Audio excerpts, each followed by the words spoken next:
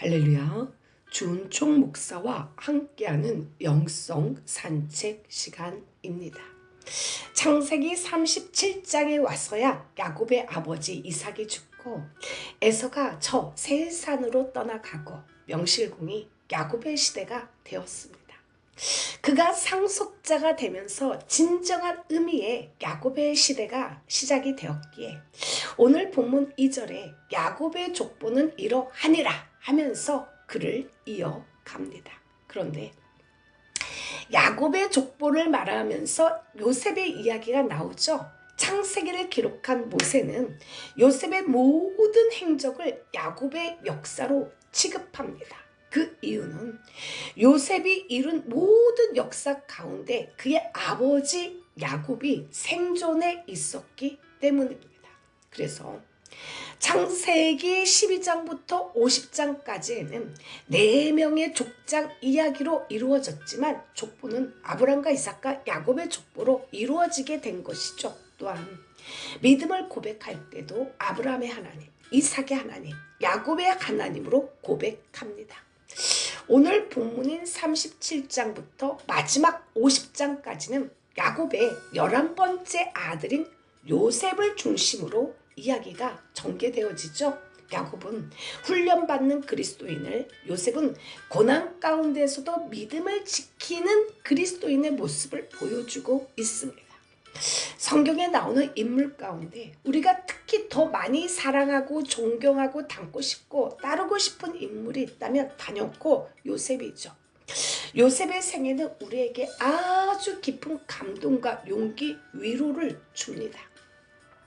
7남매를 쓱쓱 낳은 언니 레아와 달리 라헬은 무려 14년 동안 임신을 하지 못했습니다. 요셉은 하나님께서 태문을 여셔서 야곱의 12아들 중 11번째로 태어난 아들로 라헬에게서는 첫 아이죠. 하지만 요셉의 엄마는 길에서 베냐민을 낳다가 죽습니다. 10대의 어머니를 잃고 그것도 동생을 낳다가 죽었으니 그 충격이 얼마나 컸을까요? 요셉은 10대를 너무나 외롭고 쓸쓸하게 자라나야 했습니다. 10대 소년 시절에 어머니를 잃어 고독하고 우울한 데다가 다른 형제들로부터 심한 왕따를 당했다고 하면 요즘에 웬만한 청소년들 같으면 방문을 쾅 하고 걸어 잠그고 반항하며 자신이 좋아하는 게임에 심취해서 자신을 고립시키고 우울하게 보내죠. 희망 없는 자신의 인생을 비관하며 당연히 하찮은 인생으로 살아가게 될 것이라고 생각하며 탈선하죠. 가출 청소년이 아기를 출산하는 사례들이 종종 있습니다. 청소년 문제를 다루는 전문가들에 의하면 혼전, 성관계를 가지고 있는 여학생들의 대부분이 부모의 사랑, 특히 아빠의 사랑에 굶주리고 목말라해 있다고 합니다. 예전과 달리 지금은 사춘기가 일찍 초등학교 때 시작되죠. 그런데 그 사랑의 결핍을 이성 간의 교제와 성관계로 채우려고 하다가 그런 일이 발생한다고 합니다. 어느 젊은 여인이 유명한 크리스찬 상담가 노르만 라이트 박사에게 다음과 같은 편지를 보냈습니다. 저는 14살 때 18살의 남자친구와 데이트하기를 시작했습니다. 한 달쯤 사귄 후에 그는 나를 사랑하기 때문에 저를 가져야 한다고 말했죠. 그는 내가 그를 사랑한다면 그와 성관계를 가져야 한다는 것이었습니다. 그렇지 않는다면 자신의 욕망을 제어할 수가 없어서 그녀와의 교제를 끊어버릴 수밖에 없다는 것이었죠. 14살의 소녀가 과연 무엇을 생각하였을까요? 그녀는 한 남자의 사랑을 받고 싶어 하였죠. 그녀의 아빠는 자신을 사랑하고 있는지 확신을 가질 수가 없었습니다. 그녀의 아버지는 무조건적인 사랑이 아니라 아버지의 사랑을 얻어내기 위해 부단히 노력하여야만 하였죠. 학교에서 A학점을 받거나 1등을 하거나 뭔가를 잘했을 때 그녀의 아버지는 좋아했죠. 바로 그때 짜자자잔 하고 그녀를 사랑한다는 소년이 나타났습니다. 이 남자아이 좋았죠. 그녀는 그 소년의 사랑이 필요했습니다. 사랑을 유지하기 위하여 성관계를 가지는 것이라고 한다면 그녀는 다른 선택이 주어지지 않았죠. 그녀의 나이 14살 때 18살 소년의 요구를 들어주었고 2년간 교제하다가 헤어졌습니다. 하지만 그녀는 다른 남자와 교제하기 시작하다가 헤어지는 일을 지금도 계속해서 되풀이되는 악순환에 빠져 있다고 노르만 라이트 박사는 말을 합니다. 요셉 역시 감당하기 어려운 나이에 시련을 통과하고 있죠. 모든 보호의 손길이 떨어진 상태. 인간으로 볼 때는 비참한 상태죠. 요셉이 어렸을 때 살았던 곳은 나의 살던 고향은 꽃피는 가나안 땅 그런 것이 아니었어요. 젖과 꿀이 흐르는 좋은 땅이라는 이 표현은 수백 년 후에 이스라엘 백성들이 출애굽하게 될 때의 일이고 요셉이 어렸을 때는 아니죠. 오히려 요셉에게 있어서는 가나안은 어두운 추억의 땅이요 비극의 땅이었습니다. 친엄마 라헬이 죽어 묻힌 슬픔의 땅이고 큰형 루벤이 아버지의 척과 간통했던 곳이고 누나 디나가 이방 민족들에게 겁탈당한 곳이었고 그로 인해서 둘째 형과 셋째 형이 수많은 사람들을 죽인 곳이죠. 가나안. 요셉이 자라났던 그 땅은 바로 그런 곳이었습니다. 상처와 아픔, 죽음과 슬픔으로 점철된 비극적인 추억의 땅이었죠. 그런 곳에서 요셉은 어린 시절을 보내야 했습니다. 결손 가정에서 자라나 3명의 계모 밑에서 이복 형제들의 무서운 분노 아래 자라난 아이였죠.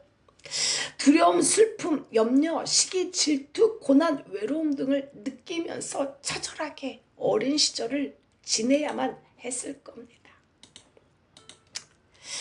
그런데 요셉은 환경을 초월하는 인생을 살았죠. 환경에 지배되는 것이 아니라 요셉은 그의 생애 전체를 통해서 단 한 점의 오점도 남기지 않고 멋있게 살았습니다. 요셉의 생애를 통해서만 이러한 것을 볼 수 있는 것이 아니죠. 성경에 흠없이 살았던 모든 사람들이 다 그렇습니다. 다니엘을 생각해 보세요. 이스라엘 역사상 가장 타락하고 어두운 시대에 태어났죠. 나라를 빼앗기고 부모와 헤어진 채 바벨론이라는 이방 국가로 잡혀가서 끌려가서 어린 청소년기를 보내야만 했습니다. 불행한 환경에서 태어나 불우한 환경에서 성장했죠. 그러나 그는 훗날 우상 앞에 굴복하지 않고 이방 왕의 권세 앞에 당당하게 서게 되었고 80세가 넘은 노년에 이를 때까지 청초한 신앙의 자태를 조금도 흐트러지지 않는 위인이 되었습니다. 열악한 환경이 그의 생애를 지배하지 못했던 것이죠. 이 시간에 찬양 너 하나님께 이끌려 라는 곡으로 영성 산책을 시작합니다.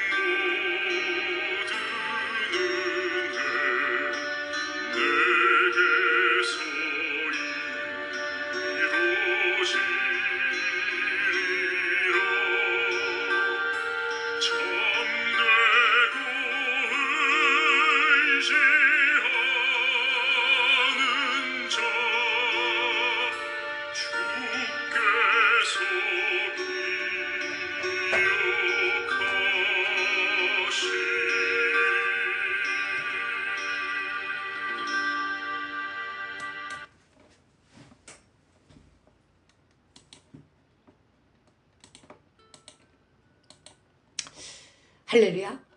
한두 명의 자녀들을 키우는데도 부모의 가슴이 애가 타고 썩어 문드러지는데 12명의 많은 자녀들을 키우는 야곱의 마음은 어떠했을까요? 그런데 그 중에 좀 달라 보이는 아이가 하나 있었죠. 바로 요셉입니다. 라헬의 첫 아들이라는 것도 하나의 요인이 되었지만 요셉은 다른 아들들과는 뭔가 달라도 달라 보였죠. 우리는 환경이 어려우면 상처를 받습니다. 부모가 이상적인 부모가 아닐 때 상처를 받죠. 그래서 성격이 비뚤어지고 말도 곱게 하지 않고 혈기를 부리고 반항하는 문제아의 성품이 되기 쉽습니다. 그러나 요셉은 달랐죠. 하나님을 원망하지 않았습니다. 환경과 상관이 없이 자기에게 주어진 자리에서 최선을 다했죠. 많은 그리스도인들에게 야곱의 12자녀 중 장자의 권한이 누구에게 있나요? 라고 물으면 유다라고 대답을 합니다. 그러나 헤브론에서 하나님과 함께 동행하는 야곱은 12자녀 중에 바로 요셉이 자신의 장자임을 알아챈 것이죠. 그래서 야곱은 요셉을 다른 형제들보다 더 사랑하게 되었습니다. 장자로서의 권위를 인정하며 채색 옷을 입힌 것이죠. 오늘 본문에 나타난 채색 옷을 단지 색동으로 이해를 하기 때문에 본문의 의미가 분명히 살아나지 않습니다. 여기서 말하는 채색 옷은 여러 색으로 되어 있다는 것이 아니라 소매가 길고 술이 달린 외투, 겉옷으로 보는 것이 원문에 더 가깝습니다. 당시 이 옷은 일하는 일꾼들이 입은 옷이 아니라 지도자층에서 입었던 옷이죠. 그렇다면 야곱은 요셉을 어떻게 인정을 한 건가요? 네, 맞습니다. 야곱은 그의 가문에 장자권을 지닌 사람으로 요셉을 인정하였죠. 다 같이 역대상 5장 1절과 2절을 큰 소리로 같이 읽습니다. 이스라엘 장자 르우벤의 아들들은 이러하니라. 르우벤은 장자라도 그 아비의 침상을 더럽게 하였으므로 장자의 명분이 이스라엘의 아들 요셉의 자손에게로 돌아갔으니 족보에는 장자의 명분대로 기록할 것이 아니니라. 유다는 형제보다 뛰어나고 주권자가 유다로 말미암아 났을지라도 장자의 명분은 요셉에게 있으리라. 요셉은 17살의 나이에 아버지 야곱에게 케톤의 파심이란 채색 옷을 받아 입게 되었죠. 당시에 왕족처럼 신분이 고귀한 사람들만 입을 법한 옷이죠. 유목 민족들에게는 가문 후계자로 임명할 때 입히는 옷입니다. 야곱이 요셉을 사랑하는 것은 단순히 편의 차원이 아니라는 거죠. 그것은 장자권에 대한 인정의 차원이었습니다. 히브리서는 이에 대하여 믿음으로 야곱은 요셉의 각 아들들에 대해서 축복하고 라고 기록합니다. 야곱이 믿음의 눈으로 볼 때 요셉이 장자임에 분명하다는 것이죠. 그런데 우리는 이러한 설교를 참 많이 듣죠. 야곱은 요셉을 다른 자녀들보다 더욱 사랑했습니다. 그래서 그는 요셉에게 채색 옷을 지어 입히는 등 편애합니다. 야곱이 요셉을 특별히 더 사랑했던 이유는 그가 야곱이 사랑했던 라헬의 아들이었기 때문입니다. 더군다나 꿈을 꾼 요셉은 그것을 가족들에게 모두 말했습니다. 참 눈치가 없는 행동이죠. 그렇지 않아도 형제들에게 질투의 대상인데 자신의 형들을 다스리는 자가 된다고 하니 참 그 형들이 심사가 얼마나 뒤틀렸겠습니까? 요셉이 미움을 받은 이유가 무엇일까요? 단순히 고자질한 것 때문에요? 아니면 아버지 편애 때문에 미움을 당했을까요? 아니죠. 아버지 야곱이 장자로 11번째 아들인 요셉을 인정을 할 정도로 형제들과 달랐기 때문입니다. 이 세상과 달랐죠. 요셉은 형들로부터 미움을 받았습니다. 어느 정도로 미움을 받았나요? 요셉에 대한 미움이 어떻게 표현이 되어 있죠? 창세기 37장 4절 하반절을 볼까요? 그의 형들이 아버지가 형들보다 그를 더 사랑함을 보고 그를 미워하여 그에게 편안하게 말할 수 없었더라. 개역 개정입니다. 개역 성경에는 그 형들이 아비가 형제들보다 그를 사랑함을 보고 그를 미워하여 그에게 언사가 불평하였더라. 이 번역 역시 좋은 번역은 아니죠. 사실은 요셉에게 인사조차 하지 않았다는 번역이 더 좋습니다.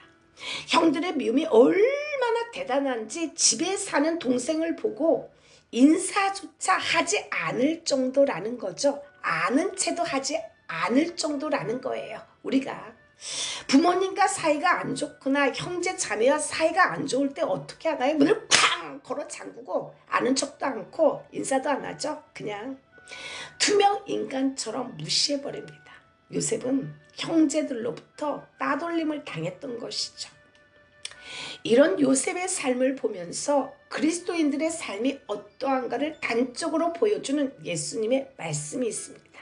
세상과 동화되지 않는 그리스도인의 삶으로 인하여 미움을 받는다고 하죠. 세상이 너희를 미워하면 너희보다 먼저 나를 미워한 줄을 알라. 너희가 세상에 속하였으면 세상이 자기의 것을 사랑할 터이나 너희는 세상에 속한 자가 아니요 도리어 세상에서 나의 택함을 입은 자인 고로 세상이 너희를 미워하느니라. 세상은 화려함으로 우리를 유혹합니다. 자신을 담기만 하면 이 모든 화려한 모든 것을 다 주겠다고 말하죠. 때로는 그게 안 통하면 세상의 두려움으로 협박하죠. 그러나 우리는 고백합니다. 우리가 낙심하지 않으니 겉사람은 후패하나 우리의 속은 날로 새롭도다. 우리의 잠시 받는 환난에 경한 것이 지극히 크고 영원한 영광에 중한 것을 우리에게 이루게 함이니 우리의 돌아보는 것은 보이는 것이 아니요 보이지 않는 것이니 보이는 것은 잠깐이요 보이지 않는 것은 영원함이니라. 세상 사람들은 모두 다 세상의 영광을 꿈꾸며 살아가지만 그리스도인들은 하나님의 영광을 꿈꾸며 살아가죠. 그러니 자연히 마찰이 있을 수밖에 없고 미움이 있을 수밖에 없습니다.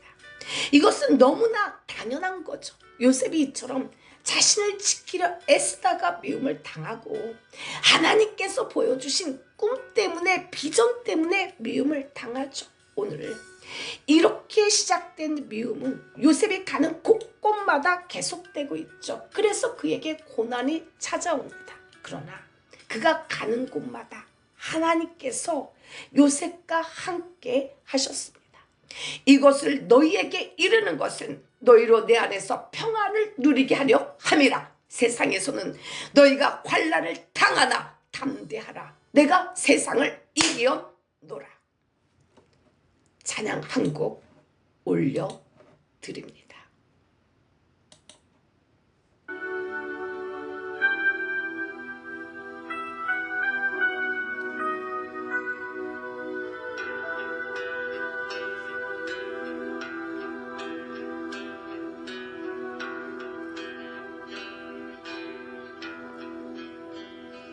이것은 너희에게 너희로 내 안에서 변하는 영원토록 누리게 하려 함이라. 이것은 너희에게 이룬 너희로 내 안에서 사랑을 영원토록 누리게 하려 함이라. 세상에서 너희가 환난을 당하나 담대하라. 세상을 이기었노라 하시니라. 이것은 너희에게 이룬 너희로 내 안에서 축복을 영원토록 누리게 하려 함이라.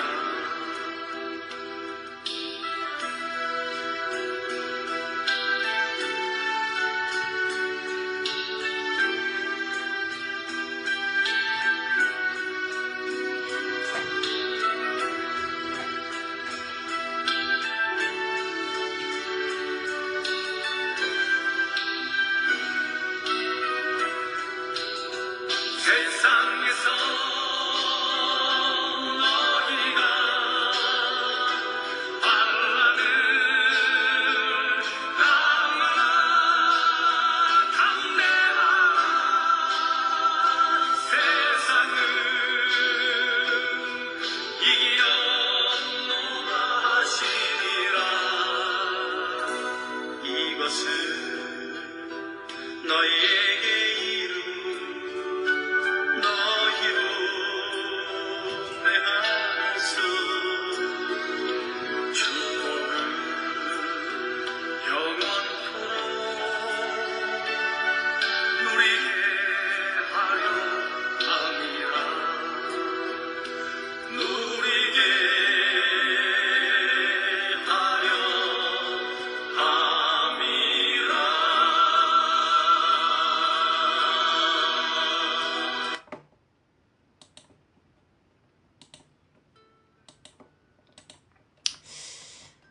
할렐루야.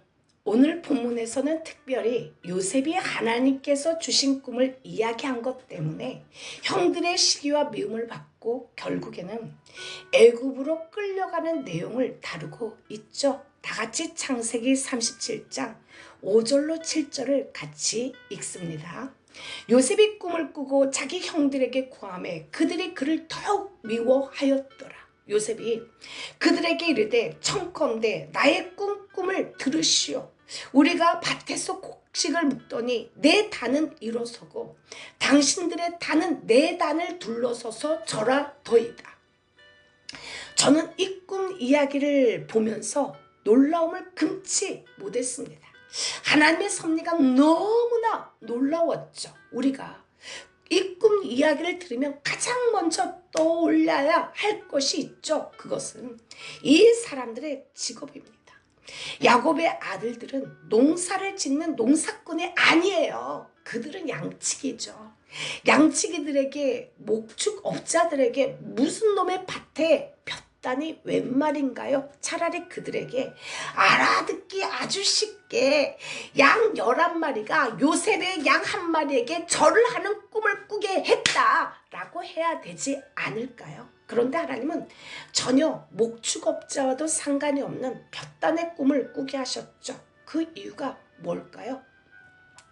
하나님이 주신 이 예언의 꿈이 현재 이루어지는 것이 아니라는 것을 미리 말씀하시기 때문입니다. 현재 여기서도 아니고 현재 환경으로 아니죠. 애굽, 이집트는 나일강이 있습니다. 이 나일강이 해마다 범람하면서 비옥한 토지를 만들죠. 애굽은 이 비옥한 토지 위에다 농사를 짓는 일을 하는 농업에 종사하는 사람들입니다. 나중에 요셉의 형들이 이 애굽이라는 나라에 이 농사하는 이 애굽에 와서 거기서 요셉에게 머리를 조아리고 고개를 숙이고 절을 하게 된다는 사실을 우리는 기억해야 하죠.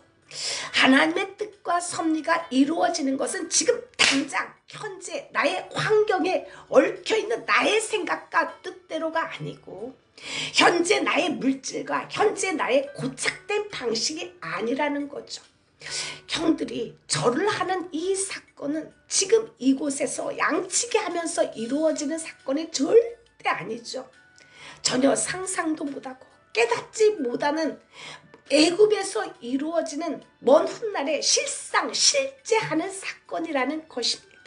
내가 상상할 수 없는 방법과 지혜로 하나님이 친히 이루어 가시는 거죠. 그런데 형들의 반응은 어떤가요? 요셉이 그들에게 가까이 오기 전에 그들이 요셉을 멀리서 보고 죽이기를 깨하여 서로 이르되 꿈꾸는 자가 오는도다. 자, 그를 죽여 한 구덩이에 던지고 우리가 말하기를 악한 짐승이 그를 잡아먹었다 하자 그 꿈이 어떻게 되는 것을 우리가 볼 것이니라 하는지라. 요셉이 꿈꿈, 다시 말해서 하나님의 예언의 말씀이 앞으로 장차 어떻게 되어 돌아가는지 한번 보자는 거죠. 동생은 이제 꼼짝없이 죽을 텐데 그 죽을 자에게 과연 말씀이 이루어질까? 아주 철저한 불신앙의 마음으로, 아주 사악한 마음으로 한번 지켜보겠다는 거죠. 성경에서 말하는 이 꿈 이야기는 단순한 이야기가 아니죠. 이 꿈은 하나님의 말씀입니다. 하나님의 섭리와 뜻을 계시하는 진리의 말씀이죠. 그런데 그 꿈이 어떻게 되는 것을 지들이 볼 거라는 거예요. 하나님의 말씀을 정면으로 거스리는 무서운 말이죠. 그러다가 형제들은 그 계획을 더 악하게 나쁘게 수정합니다. 야, 가만히 있자. 이러면 우리가 살인자가 되니까 뭐 그럴 필요 있냐? 돈 받고 노예로 팔아버리고 살인죄도 면하고 돈도 벌고 꽁도 먹고 일석이조다. 그래서 지나가는 상인들한테 노예로 팔아버립니다. 결국 고생하다가 비참하게 죽게 될 사지로 동생을 내모는 것이죠. 그런데 그 사지가 어딘가요? 바로 농업으로 유명한 애굽입니다. 밭에 볕단이 질비한 그 애굽이 바로 사지였죠. 이 시간에 찬양, 한 걸음 또 한 걸음 무거운 발길 옮길 때 저들 모두 큰 소리로 소리치며 뒤따랐네. 한국 올려드립니다.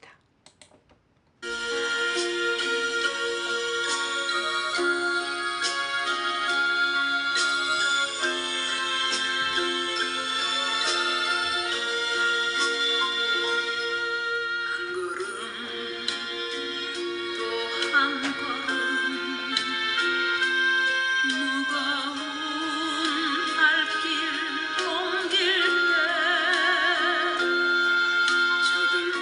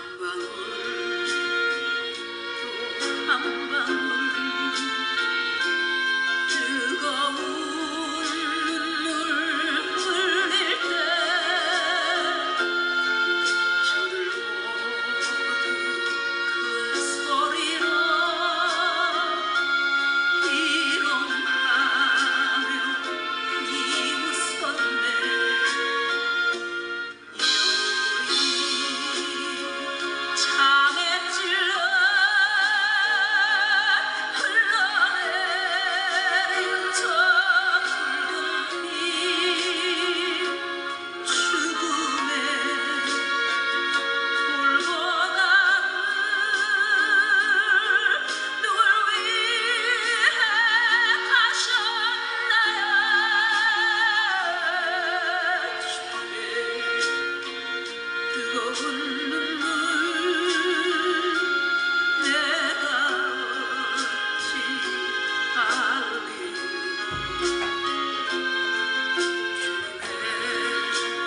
뜨거운 눈물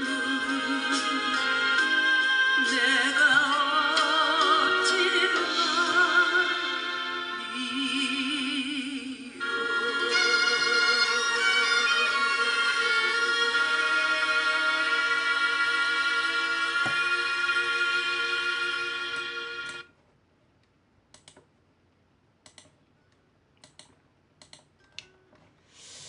할렐루야. 요셉은 이스마엘의 상인에 의해 보디발의 집으로 팔려갔으나 세월을 허송하지 않았습니다. 주어진 자리에서 최선을 다하였죠.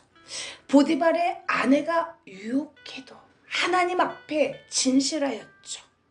내가 어디에 있느냐 하는 것이 중요한 것이 아니라 내가 어떤 사람이냐 하는 것이 더욱 중요하죠. 인류 역사상 아름다운 꽃을 피우며 살았던 사람들은 이름 없는 곳에서 살며 주어진 자리에서 최선을 다하여 그곳을 유명하게 만들었죠. 나의 처지가 어떠하든지 그것이 문제가 아니라 자신이 처한 처지를 최대한의 기회로 삼은 것입니다. 그는 노예 생활을 하면서도 거기서 꽃을 피웠죠. 억울하게 누명을 쓰고 옥에 갇혔어도 인생을 포기하지 않았습니다. 하나님을 원망하지 않았죠. 그는 모든 역경을 참고 인내했습니다. 마침내 그는 거기서도 꽃을 피웠죠. 내가 어떤 처지, 어떤 상황, 어떤 형편, 어떤 장소에 있다고 해도 하나님께서 나를 지금의 위치에 놓으신 것이 실수가 아니라는 그 깊은 신앙을 가지십시오. 하나님은 분명한 뜻을 갖고 계시기 때문에 지금의 위치에 나를 놓아두셨습니다. 그러므로 내가 이 믿음을 가지고 살아가면 놀라운 사실을 발견하게 될 거예요. 하나님을 원망하지 마시고 주어진 그 자리에서 묵묵히 최선을 다하십시오. 반드시 아름다운 꽃들로 만발할 것입니다. 요셉은 자신이 그 꿈이 보통 꿈이 아니라 하나님의 뜻이 담긴 비전임을 알았죠. 하나님이 자기에게 주신 소망이요 계시임을 알았습니다. 요셉은 그 꿈을 간직하죠. 꿈을 쫓아서 한평생 살아간 요셉, 그 역시 인생의 마지막 길인 죽음 앞에 서게 됩니다. 요셉은 형제들을 불러놓고 남기는 유언이 역시 꿈이죠. 나는 죽으나 하나님은 살아계셔서 반드시 약속의 땅 가나안으로 정령 이 민족을 인도해 가신다라는 꿈을 남기죠. 그 꿈은 나 요셉의 꿈만이 아니라 너희들의 꿈이라고 일러주면서 그 꿈이 이루어지는 날이 오면 내 해골을 메고 올라가서 약속의 땅 가나안에 묻어달라고 합니다. 자신이 죽어서 해골이 되어서라도 꿈을 이루겠다는 요셉의 멋진 이 장면이 오늘 당신과 나의 결단의 날이 되기를 축복드립니다. 주님, 한평생에 하나님이 주신 꿈과 비전을 쫓아가게 하옵소서. 나는 죽으나 하나님은 살아계시니 그가 정녕 이루시리라 라는 확고한 믿음을 주옵소서. 나를 서게 하신 이 자리에 하나님의 섭리가 있음을 믿고 긍정적인 마인드로 최선을 다하게 하옵소서. 사람들이 나의 고난과 역경을 통하여 나와 함께 하시는 하나님의 돌보심을 보게 하옵소서. 예수 이름으로 기도를 올려드립니다. 마지막으로 이 세상을 살아가는 동안에 한 곡 올려드립니다. 원하고 바라고 기도합니다.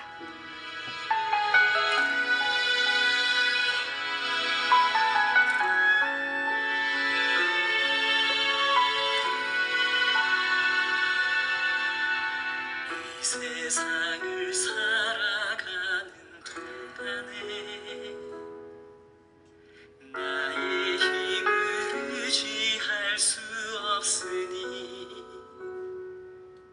기도하고 낙심하지 말 것은 주께서 참 소망이 되심이라. 하나님의 꿈이 나의 비전이 되고 예수님의 성품이 나의 인격이 되고 성령님의 권능이 나의 능력이 되길 원하고 바라고 기도합니다.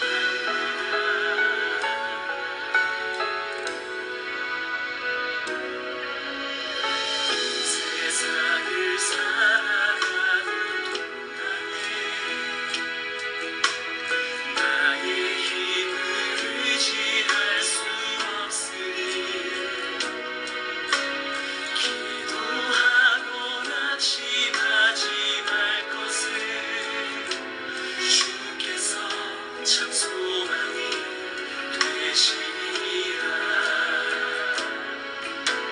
주의 길을 걸어가는 동안에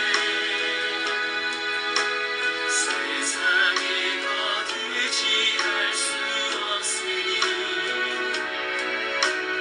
감사하고 낙심하지 말 것을 주께서 참 기쁨이 되시니라.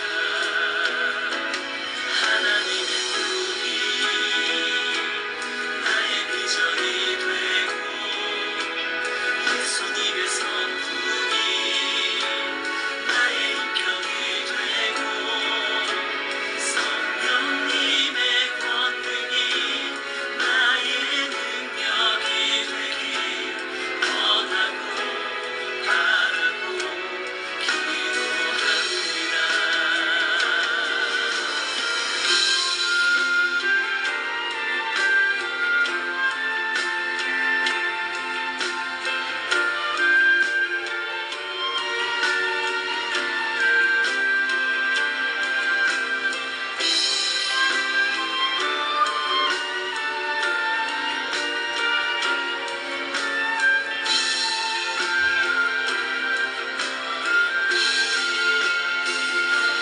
하나님의 꿈이 나의 비전이 되고 예수님의 성품이 나의 인격이 되고 성령님의 권능이 나의 능력이 되길 원하고 바라고 기도합니다.